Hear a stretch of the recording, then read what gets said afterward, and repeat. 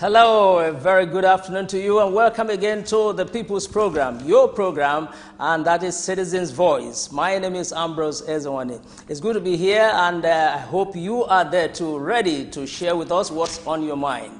That's what the program is all about, an opportunity for you to speak up and speak out. What is it that is disturbing you? What is it you want to talk about? About our nation, about your state, about your local government, about your street, whatever it is, but so long as it bothers you, you have something to say about it, either to correct what is going on, to improve the situation, to amend what is wrong, you are free. That's what Citizens' Voice is all about. And if you look at the nation, there are so many issues to be talked about. Which one is uppermost in your mind? You are free, no restrictions. The only condition, as usual, is decent language. You must use decent language when you are speaking, when you are commenting on any issue at all. No insulting anybody, no foul language, okay? That's all we ask for on Citizens' Voice. It's your program. You make it what it is. The numbers you're going to call will be on the screen in a moment, and you are free to call us on those numbers. And you can use this one, 081-352-14850. Let me take it again, 081-352-14850. That's the first line you want to try. As soon as we can, we'll get the second line on the screen for you. Okay, so what are you going to talk about? If you ask me, there are so many things to talk about. The Chibok, no, not Chibok, Dapchi. Yes, Dapchi girls, the missing girls, still on the front burner. You heard during the week that the government, the military, dispatched 100 jets, fighter jets, to search for them. Somebody was saying that's almost one jet to one missing girl.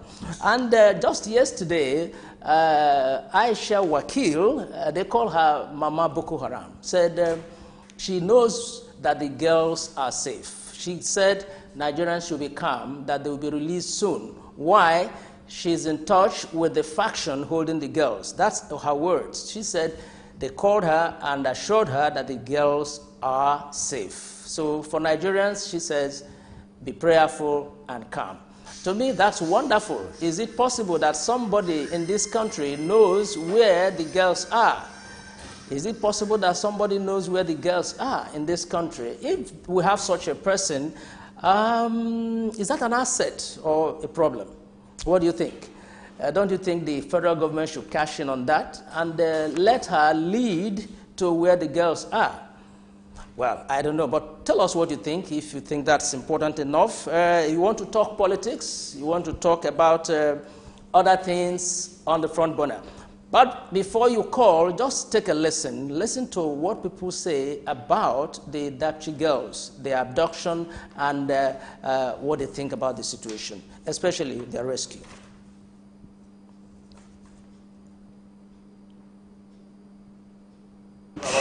It's not telling us the truth. Because I could remember very well that they said that they have completely annihilated Chibok, Boko Haram. And everybody was jubilating that it's been so. Unfortunately now we started hearing all sorts of killing, kidnapping, bombing and all that. So what it means is that the government has to step up their effort to see that the Boko Haram issue is completely annihilated. Because if it continues like this, it means we are not following the trend, and the whole community, the whole world is watching us. So what I'm saying in a nutshell is, I want the government, the present government, not to tell lies. They are telling Nigerian lies by telling us that they have completed, eliminated Boko Haram in Nigeria. So what they will say, more than that information minister, Lai Mohammed, I don't know what they call him. He should stop telling lies. He should try to tell the world the truth. He should stop to tell Nigeria the truth. If Boko Haram is still continuing in Nigeria, let them step up their trend and say that they fight them, to stand still. Let them involve all the government agencies to help them. Even though the civilians, the civil defense, in fact, let the whole agency involved in fighting the Boko Haram. In as much as these people is not trying to tell us the truth. So that is, you know, and it's very, very unfortunate. All what they have to do is to try to say that they try to see that they recover the girls as soon as possible. Because when we are talking of the Yobe state, the Borno state is still a town. That one is not completely, you know, brought out to stand still. That one is still there. So let us pray that the government will stop up their trend, they stop up their tide, you know, to see that they recover these girls, because they are our girls, they are our children. So please, that is just what I want to say about it. Be having all this every time kidnapping in the north, and girls in particular, young girls, school girls. It's not good. So we should stem it. We don't want to hear that again. And it's a good slight on government. That's why they should step up the security. There's security lapses in the northeast. Serious security lapses. So they should step it up. That's all. The kidnap girls is not right. But it has been happening, and the government seems to be doing nothing about it. So the government has to be proactive. They have to do something about it so that such a thing does not occur again. It's very lamentable, and it's very uncalled for things like this to be going on. So it needs to be stopped. And you know, this is what we talk about when we say security. The security must be intact. The security of the nation must be intact. People must have that confidence of walking to anywhere they want to go. So it is not right. That's just my take to it. The government should be proactive. I've just said that. The government should do what it needs to do. It should beef up the security system so that things like this will not happen again. Say it is highly condemnable in view of the fact that this is what happened in the case of the Chibok girls. There ought to be adequate security then after that period. And we remember that some 20-something boys had been also killed like that about 2 years before the Chibok girls episode. So what's going on? There ought to be adequate security in all the schools, particularly in that northeastern zone of Nigeria. Because adequate security, all the schools, particularly in that northeastern state zone of Nigeria, adequate security and the stationing of the military where they know that there is still insurrection and insecurity.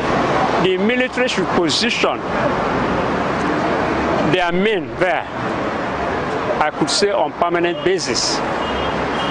Then other security support like the police and the Air Force and others, they should also ensure that they patrol all that area. There is no alternative to adequate security there in the northeast, especially in the schools. You can imagine girls' schools. Living there without security, very, very dangerous indeed. So for God's sake, the federal government should ensure that they position the military, the police and other security agencies round the clock for that matter. Well, to me, in a simple sentence, it's a political maneuver. Simple as ABC. We are yet to finish about the Boko Haram issue. We are yet to finish about the Chibok girls. This one is coming up. Why is it coming up? That is to tell us that this government in power has failed in terms of security. They have not done much. So it's a political system whereby another negotiation will go on about these so-called ladies that have been kidnapped. So to me, they have failed.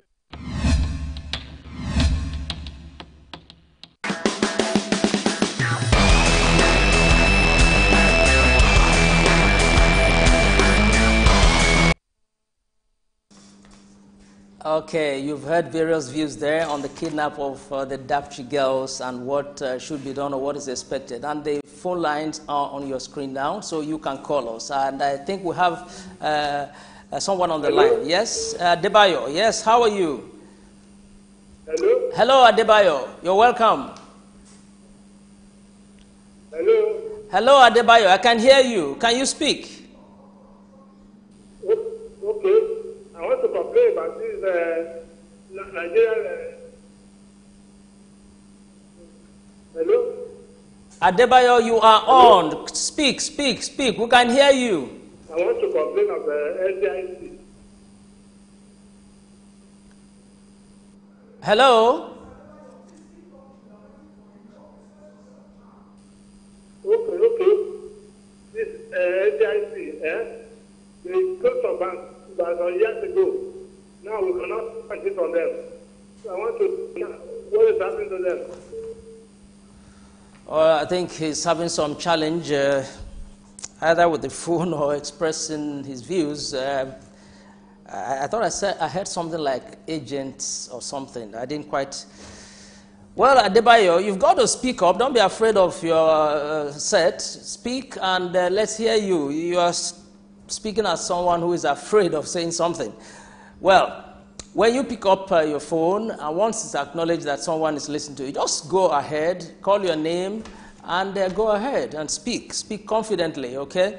Any subject whatsoever. You heard the views from the streets about the Dapchi girls. Some say it's a political issue. Some say it's a failure on security, and so on and so forth. Okay, we have another caller. Yes, who's on the line now? Welcome to Citizens Voice. Hello? Hello? Hello?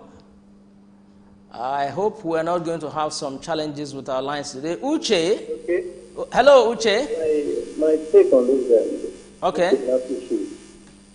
I think the whole drama, there seems to be some conspiracy surrounding this whole kidnap. And I think the problem is that the people at the end of the day are not going to the I can hardly hear you. Yes.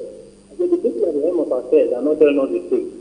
Okay. Like we heard that at some point the military said they handed over security of the school to the police. Mm-hmm. The police have come out to debunk that claim. Yeah. At the end of the day now, who is to be held responsible? Is it the police or the military? Somebody should start answering questions. Somebody should come out and tell us who was responsible for security of that area. And at what point did the military leave? Who gave the orders for them to leave? And how come such a large number of girls were transported from the school to wherever they have been taken to? Yes, nobody, they came they left unintercepted. You know, it was a clean operation. So I smell a rat. I feel there is a great conspiracy. And unless the government begins to tell us, because 2019 is around the corner, and there has been some theories that the whole essence of this whole kidnap is just for them to, at the end of the day, engage in negotiation, money will change hands, and they will use it for their campaign, or at the end of the day, they use it as a campaign strategy to win the election in 2019. So at the end of the day, you are putting the lives of certain people at risk. What is the assurance that even at the end of 2019, the whole of the 200 and something girls will be rescued? And if we continue with this trend, it means that at every point in time, when some government has some agenda, they will take to kidnapping people's children, you know, thereby interrupting the flow of the academic system. So I think the government is not telling us the truth. The government is the truth. And I think that a higher body that should investigate on this issue. And that's my thing. And we must do everything possible. I think this is time more than ever before. All Nigerians must come together, irrespective of right, religion, or whatever it comes from. Okay. All right. Tomorrow may be Anambra. Next tomorrow may be Lagos. So if there is a threat to security anywhere in the country, I think we put every other state of the country at risk, security risk, and we must come together to fight it. And the president himself must come out and tell us the truth. For example, we don't want the station by Lai Mohammed to come and tell us that it took the fact that it was 18 days before they could accept the fact that some girls are kidnapped. But they are the strong into action. If they are very strong into action, now how come before they give order for a certain group of security personnel, they are the people, and nobody is questioning that? I think that is investigated, and that's my take on the issue. Thank you. Thank you very much, Uche. Thank you so much for your contribution on the missing or abducted Dapchi girls. Okay, his major point there is that the government is not telling us the truth about the whole saga. Well, no one's still in position here to say whether they are or not. I think the confusion that arose from the original statements coming from the government quarters, but it's like they were handling it carefully because they were not sure themselves. What has baffled so many people, still disturbing so many police, if they were seized or kidnapped while in the boarding house, how come no housemaster or mistress, in that case, was involved? Okay, we have Fred. Hello, Fred. And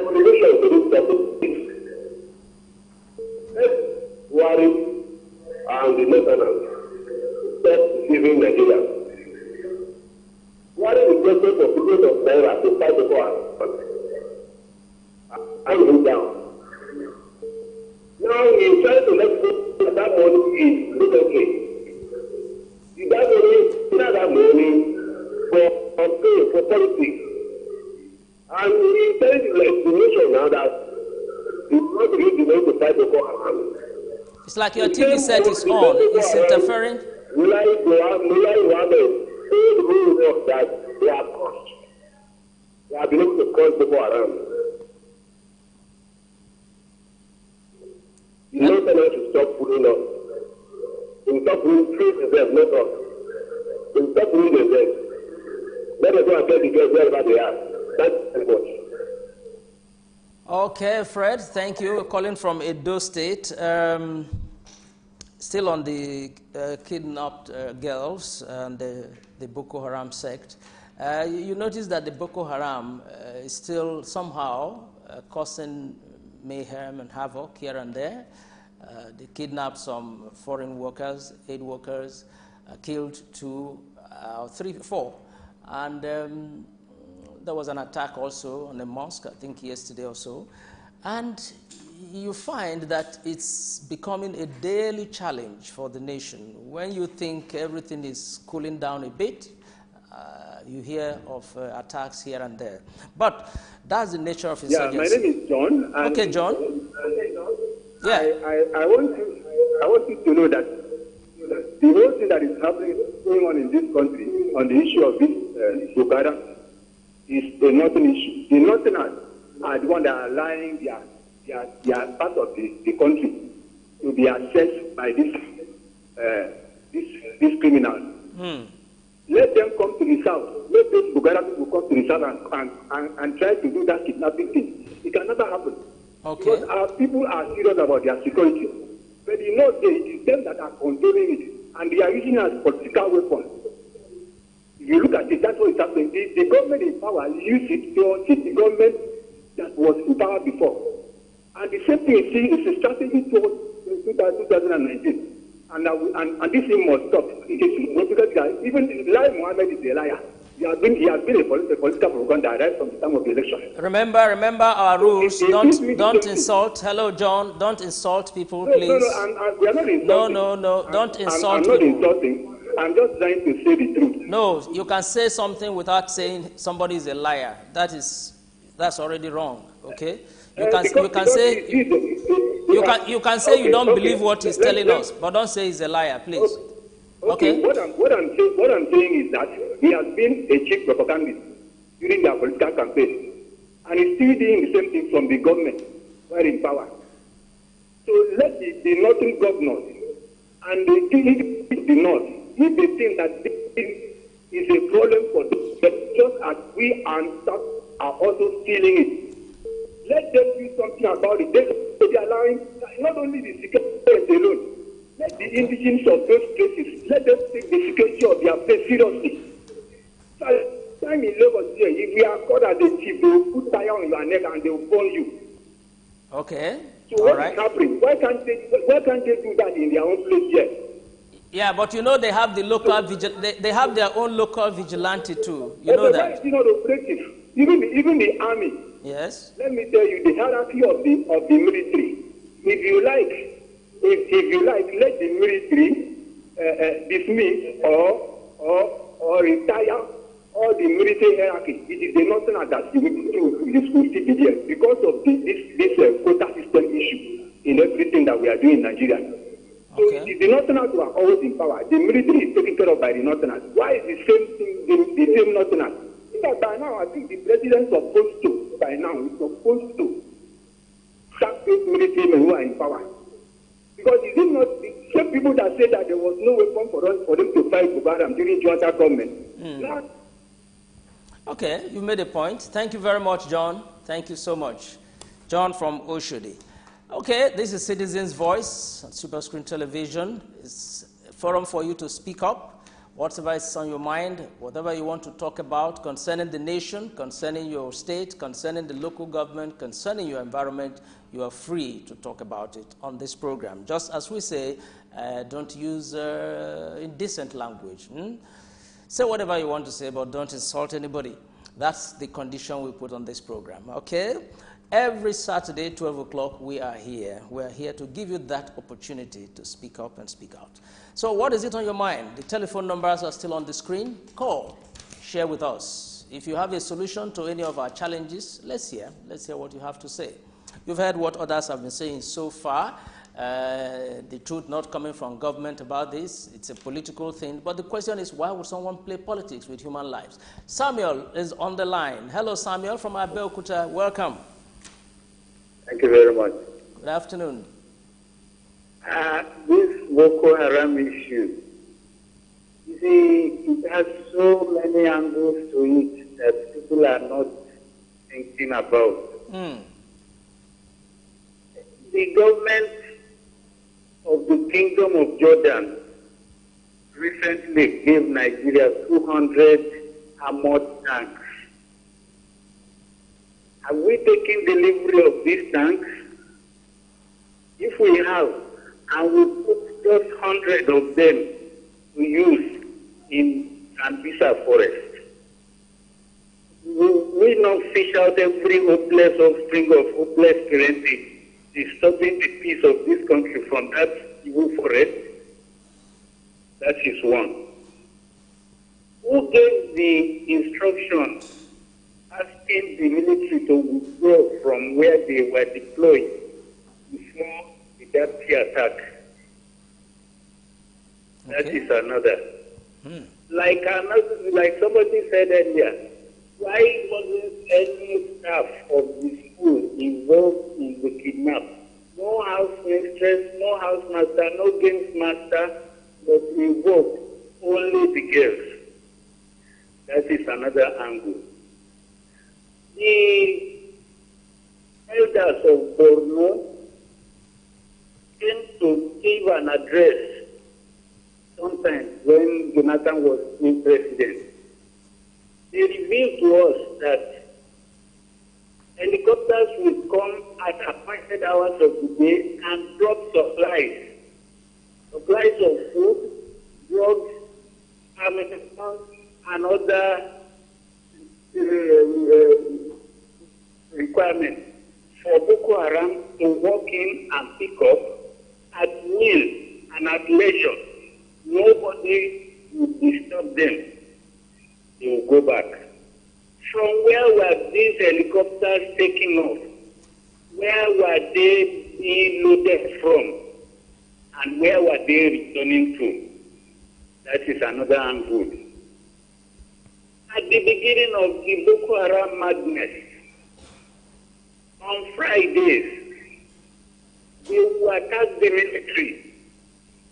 They will be dressed in private dresses, mufti, attack the military. Just when the military will want to fight back, people will pour out of mosques, fearing the Boko Haram that had just attacked the military. and the Boko Haram will have civilian shield to carry into hiding in and enough time to escape. The military will be handicapped. They could not fire back at civilian innocent people, so-called innocent people coming out of mosque. These people will be fearing the Boko Haram. Now it has gotten out of hand. Behold what people planned for others, backfiring at themselves. If we want peace, it is very easy to get it. Let the presidency give specific instructions. And additionally, let me make another revelation. This one was gotten from the grapevine. There was a time when Yasuki was still the National Security Advisor. Yeah. Top level, I repeat, top level security meeting was held with collaborators and people who offered to help from America, UK, and other Western countries. Yeah. The decision was taken to go and spray Sambisa forest with a gas that would make everybody there to fall asleep. This meeting was held by dawn of the following morning. Every Boko Haram person in Sambisa forest had a nose guide, something blocking their nose. That is, they had received information to the effect that that kind of attack was imminent, so they should take that kind of precaution. The day government resolves to get rid of Boko Haram, another revelation, please, if you don't mind. Ask the governor of Borno who conducted local government elections. All through the run-up to the elections, the period the elections held, no single Boko Haram attack. But immediately the election results were declared, Boko Haram resumed. Hello? Yeah. Hello? Yes, I'm listening. I'm listening. Hello? I can hear you. I can hear you. Go ahead. Hello, Samuel. Go ahead. Yeah. Yes. Now, I'm listening to your analysis. Yes. When lion gets to a certain level, it becomes commonplace. That is how the English language came up with crying wolf where there is none. When you tell lies too much, when you tell the truth, nobody will believe. Lying came to say it was not possible for government to immediately release details of who and who were involved. It was quite quick, because very soon after the attack, the state was closed down. I say it will require some time to do more action and gather the information about the details of this and that. But because lying has been lying too long and too much, nobody believes. Okay. 98% of this thing is in the court of government. The government resolves to do, and finally, even with this nonsense, that day, the lead of it, God help our land in Jesus' name. Amen. Thank you so much, Samuel from Abeokuta. A lot of incisive analysis there. So many questions begging for answers. They make sense. They make sense. Why would we have such peace when the local government election is going on? Nothing happens. Boko Haram goes under and silent, and after which, once the results are announced, we'll have them again. Who ordered the military to leave? You know, the governor of the state first spoke about that immediately it happened, that it was the fault of the military because they left, and immediately they left, the next day or so they attacked, making it look like a stage-managed movement or incident. But the army denied that. But what people have asked is, why would you withdraw completely in a place you are not 100% sure of the safety?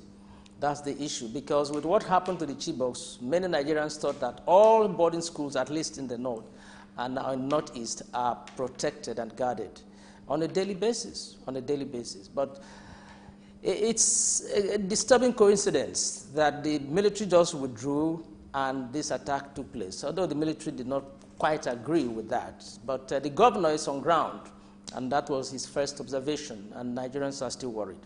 Samuel again. Is it another Samuel? This is from K2. Okay, Samuel, you're welcome. Hello, Samuel. Hello, Samuel. Are you on the line? No? No? Okay. Okay. You may want to look at the political insinuations that all this kidnap here. I think last week we talked about the tweet by an eminent Nigerian, you Chibok me, I Dapchi you. In other words, yes, if you did it to me in my time, then I'll do it to you in your time. Well, it sounded funny, but it's a serious issue. It's a serious issue. If you want to look at this as a political thing, then it's unfortunate. It's unfortunate. Hello? Yeah. Hello. My name is Laguna from Ojota. Yeah. I really want to be involved in this Your Citizen Voice program. Okay. You see, I think it is of no reason for the Netherlands to begin to look at us as if you Nigerians are quite full. You know, we should not allow them to look at the nation itself. I think it has been a nation without a structure. Okay.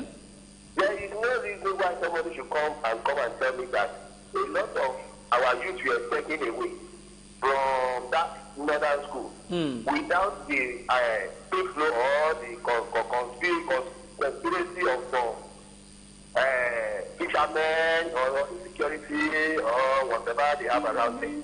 Yeah. Because look at the distance through which those people were taken away and to the length of which they will update. They are not able to tell us the exact place those youths are. Yeah. You see, we cannot continue to allow people to use the wealth of the Nigerians to beat the northern migrants. Because the way I'm looking at this case now, it has actually become a case of the northerners trying to use the attitude that was initially instituted by the former Jonathan administration under his, what is it so-called, what's it called, Niger Delta, whatever. So now look at it as well, we don't have oil, we don't have this, then let us look at the way to fix the normal diseases that we have that are problem and suffering in our own area. So that is just the way I see it. I don't see any reason why they just look at us as if we are. Look, there are some people in Nigeria here that are looking, they are very wise, we just look at them as if we don't know what we are doing. But it will soon get to a time that even if lies go for a long time, truth will catch up with that lie in a second. Okay. And you will see, let them continue to look at the Nigerians as if everybody in Nigeria are food. We will soon tell them that we are not food. Because the time will come that even our wealth will be divided into the hands of different ethnic and tribes. Then you will use the whatever resource you have to steal the wealth of Nigeria and let us see how it will go. And you will see that everybody will know where each one of us belongs to.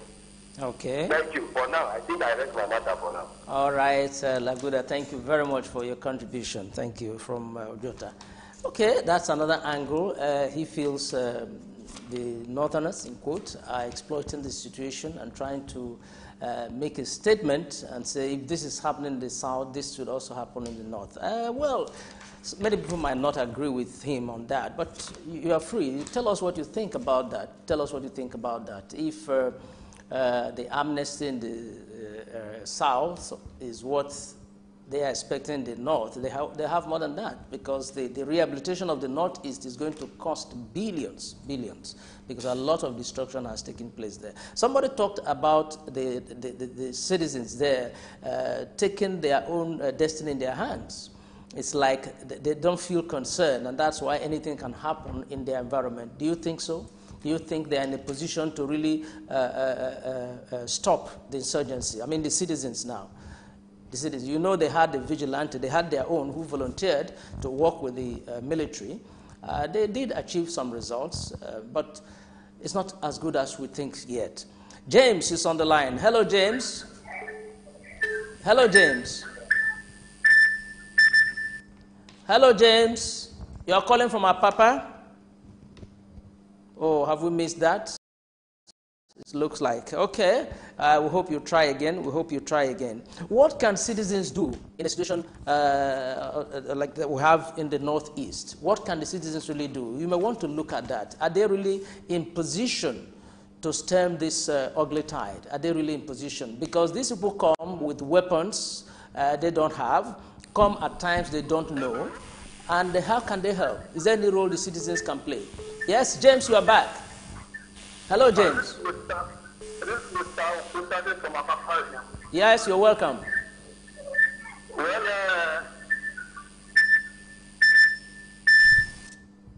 Yes, James, is your set on? You may want to turn the volume down, please. Hello, James. Oh, it's like it's gone again. Maybe it's a problem with the network. But please, when you call and you are on, it will be good if you turn down or completely kill the volume of your set so that it doesn't produce some holdback. Okay, as I was asking, do you think the citizens, talk of the Northeast now, can really play a major role in stemming this ugly tide of insurgency? Is there anything they can do? Bearing in mind that the people come with weapons, come unannounced in most cases, do you think the citizens who are not armed can do something? If you have an idea, let us know. That's what some people have said here, that they shouldn't just stand aloof.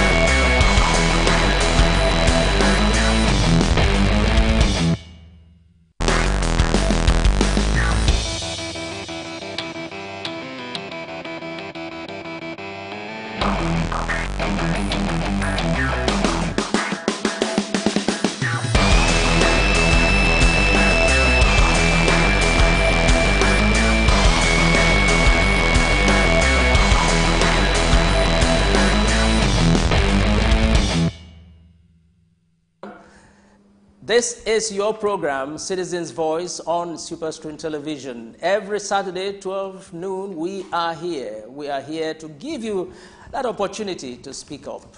Okay? Anything on your mind at all, just present it nicely and in a firm way. No insultive language. We've been talking more about the Dapchi girls today, Boko Haram and so on. Okay, we have Oguntade on the line. Hello.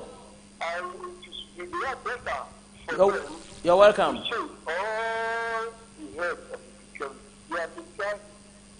They have preparing for block, but maybe sometimes we are in pitch. Can you speak up a bit? Let another person come in so they can be able to be effective as we start earlier in the day. Thank you.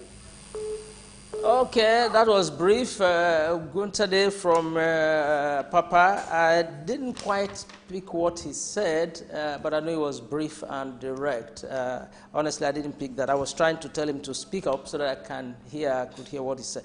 Okay, we love that kind of contribution, straight, direct, and brief. Okay. If you are watching and you have something to say, the numbers are on the screen. Just call.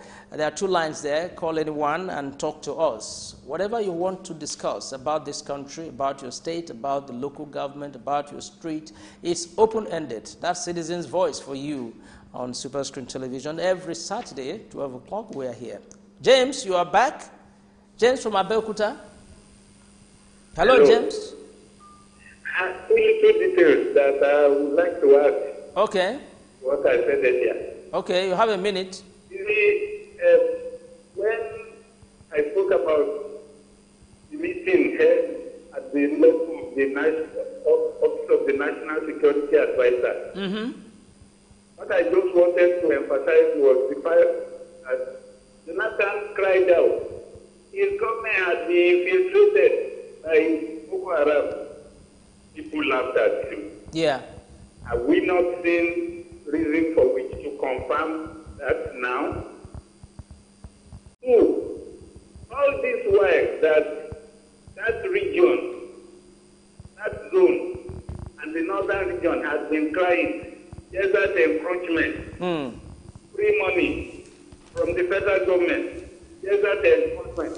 So we had a forest as extensive as Sambisa. Yeah. Forest, desert. What is the affinity between those 2? Has the southern breeze not blown and the nakedness of the fowls not been revealed now? 3. So there is a community like Chibok where you have Christians who will be born in church this Sunday. The following Sunday, they will still remain to go back to that same church and other churches around. With everybody being Malabis, Alajidat, coming from that area. So there are Christian communities there. Okay. All right. Thank you, James. Thank you very much. Thank you. Second time on Citizen's Voice. Drawing our attention to very, very, very important points or developments in this whole saga, which many people will not bother to think about. And I think that's a major challenge in our country. When people in power say certain things, if it's in the developed world, the press will take it up. The press will take, if you look at America, for example, whatever President Trump says is analyzed and followed up. All sides of that statement, are discussed. And they go further than just the surface. But here, we just report it, and that's the end of it. That's the end of it. The president did say, Boko Haram has infiltrated my government. And people were waiting. What are you doing? If they have infiltrated your government, what are you doing with them? Okay, Laguda, you are back again. Laguda, back. Yes, you're welcome.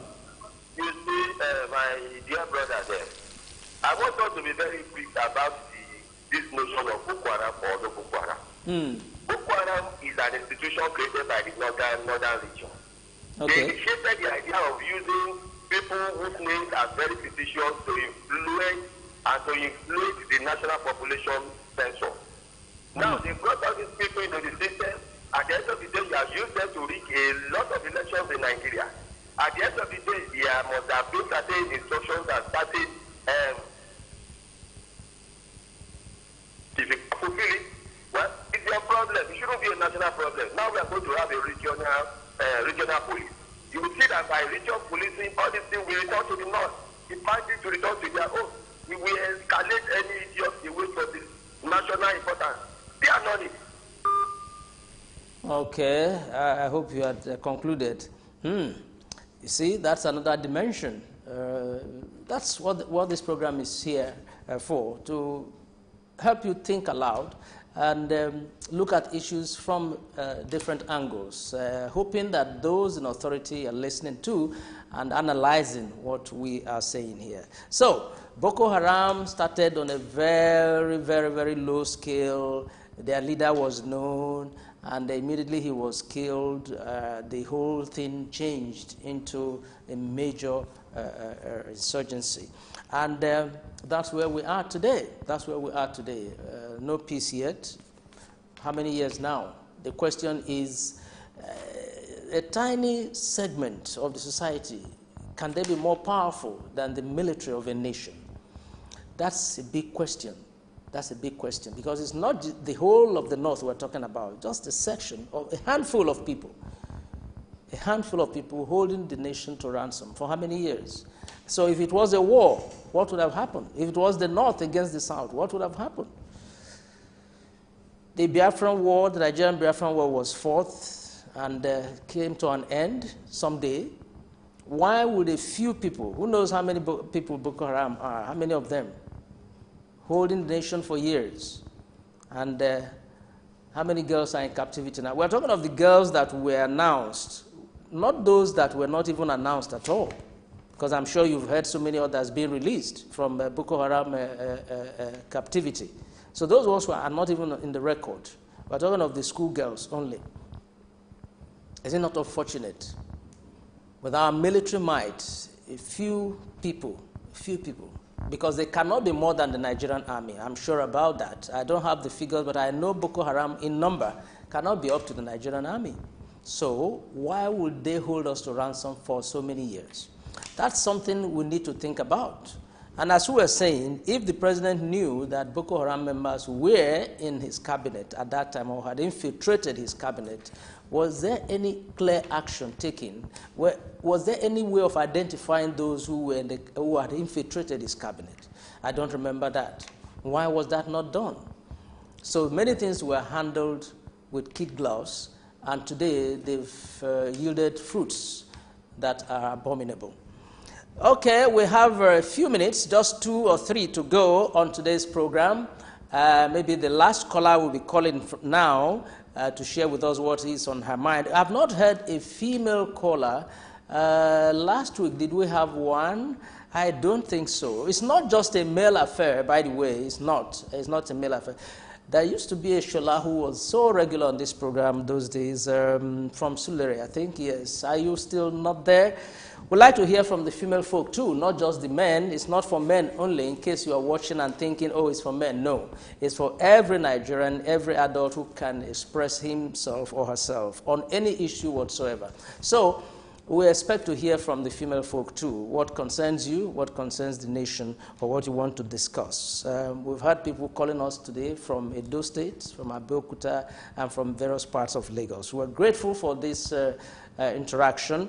We are hoping that whatever you share here will go to inform those at the corridors of power to take 1 or 2 steps that will yield good results on issues bothering us. Right on the front burner now is the Dapchi girls, the kidnap. And as we said at the beginning, a woman has come up just yesterday to say that she's in contact with the kidnappers of the girls. She's Wakil Aisha. They call her Mama Boko Haram. And I asked myself, you mean someone is proud enough to identify herself with the insurgents? She's Mama Boko Haram. And she described those who were handling the girls or holding them, that their leader is a very nice person. That's the word she used. And I said, an insurgent, very nice. Okay.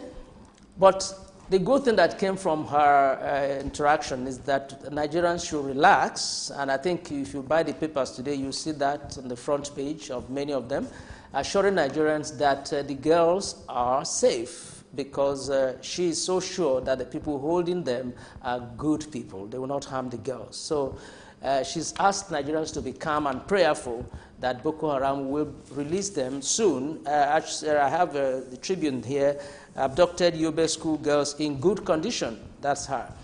Okay, so let's hope that that is true and that the girls will soon come back But one would expect that the government interacts with Mama Boko Haram, find out her links with them, and how she can help, if it's possible, to turn the tide. Instead of making them foes of the country, why can't they be friends? That is a possibility. If she knows them and they are in touch with her, why don't we exploit that and turn it into good and see if there can be a dialogue that will end the insurgency? We want to thank you immensely for the wonderful company. Every Saturday we are here to share with you, to listen to you, to hear what you have to say about our country, about your state, about your local government, even about your street. So Citizens' Voice is open-ended. All we ask is that when you are talking, you be decent and nice so that others will join in too.